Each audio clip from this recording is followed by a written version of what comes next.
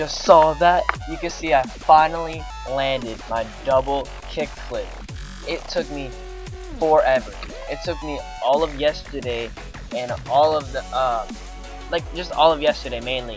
It was actually a new trick and it took me like the whole day. I was like, I'm gonna try a double kickflip, and like it was so easy, but then it was hard because I got the regular kickflip, then I got one more spin, and I always landed it like that.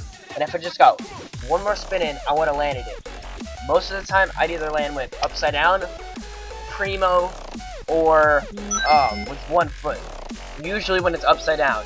That got me so mad. So I put my foot off a little bit, so it was like on the board barely. It was like this, so I can flick it more, because if you put your foot down more and like off the board more, where your heel's sticking out, it'll actually flick a lot faster, but it'll be in that rocket position, and that won't be a clean kick.